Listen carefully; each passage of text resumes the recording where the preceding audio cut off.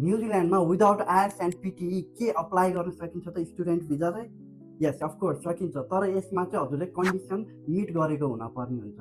तपाईँले कम्प्लिट गरेको bachelor or मास्टरको डिग्री चाहिँ युके एफिलिएटेड भयो अथवा कुनै पनि इङ्ग्लिस स्पिकिङ कन्ट्रीबाट चाहिँ कम्प्लिट गर्नुभएको छ भने you can apply without IELTS and पिटिई।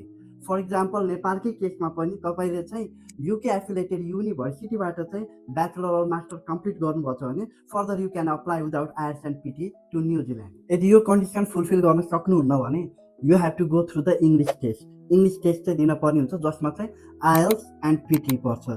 But NZQA New Zealand qualification अथोरिटीले चाहिँ डियोलिङ्गो अहिलेसम्म एक्सेप्ट गरेको छैन। अब हजुरलाई चाहिँ आयल्स र पिटीमा कुन चाहिँ बेटर होला भन्ने लाग्न सक्छ। यसमा चाहिँ दुइटै ठिक हो, तपाईँलाई कुन चाहिँ कम्फर्टेबल हुन्छ कुन चाहिँ सजिलो हुन्छ त्यो गर्न सक्नुहुनेछ। जसमा आयल्स गर्नुभयो भने 6.5 नोट लेस देन 6 चाहियो फर मास्टर, त्यस्तै गरी पिटी गर्नुभयो भने 58 नोट लेस देन 50 चाहिन्छ मास्टरको लागि। हजुरले मास्टर कम्प्लिट गरिसक्नु भएको छ युके एफिलिएटेड युनिभर्सिटी थ्रु अथवा कुनै पनि फरेन कन्ट्रीमा भने पनि तपाईँ फेरि मास्टर गर्न जान सक्नुहुनेछ, जुन चाहिँ master by research or thesis हुनसक्छ। र यो master by research or thesis join गर्नुभयो भने न्युजिल्यान्डमा हजुरले फुल टाइम वर्क पनि गर्न सक्नुहुन्छ। यो विषयमा अझै डिटेलमा जान्न मन छ भने हजुरहरूले हामीलाई सम्पर्क गर्न सक्नुहुनेछ।